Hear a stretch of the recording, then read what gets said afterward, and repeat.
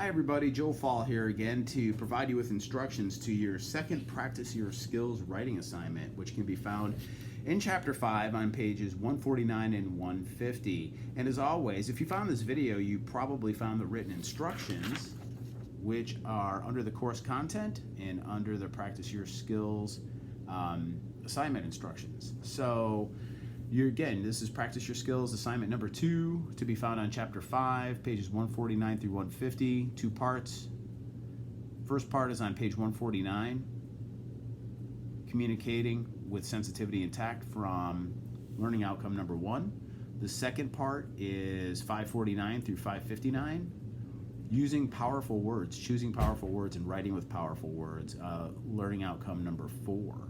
So what's our purpose of our drill? We've kind of already mentioned that, is communicating with sensitivity and tact and professionalism and choosing powerful words and in some cases quantifiable measures. So as always, you want to communicate with sensitivity and tact and professionalism. And so you get more, as I mentioned in Practice Your Skills assignment number 1, you get more results, you get more bees with honey than you do with vinegar. So just remember, you're dealing with professionals usually, and you want to communicate that way as necessary. So what's the assignment look like?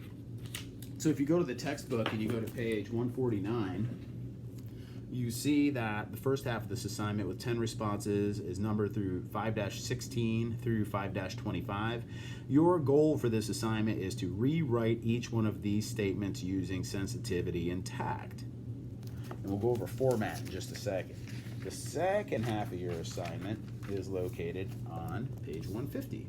And there we go. Choosing powerful words. If you notice in 549 through 554, you can take some of those statements and you can actually quantify those. For example, sometime this spring, when you're giving a directive in business, you say, I want this done sometime this spring. Well, that's 90 day. That's a 90-day window. You might want to quantify that or pinpoint that a little more succinctly. In 555 through 559, you're just going to be choosing powerful words. So quantify when you can, okay? Always you get a better result, typically. You can go back and measure a result based on the quantitative direction that you give.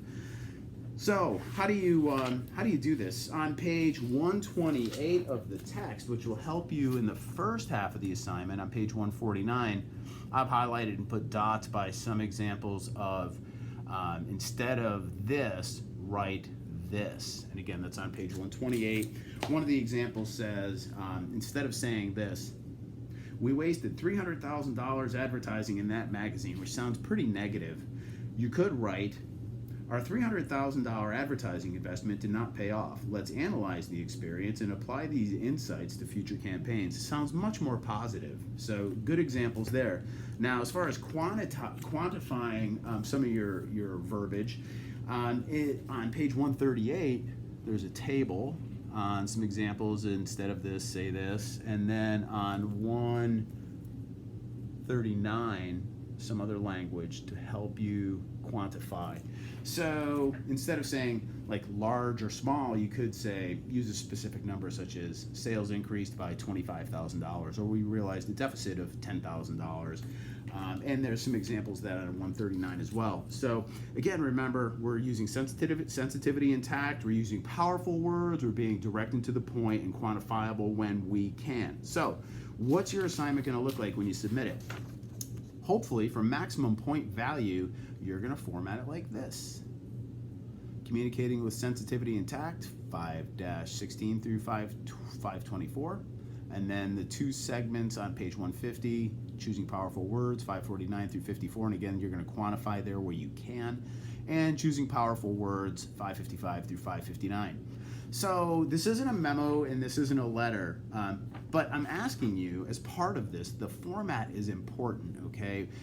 I have 30 students in this class, and so to read 30 submissions, if I didn't put a quantifiable sort of format to it, the responses would be all over the place. So I'm asking you to follow directions and submit your assignment in this format, which is commonplace in business. So if you have any questions, hopefully these instructions helped. I did on the first assignment, and I was real pleased with the results that we got there.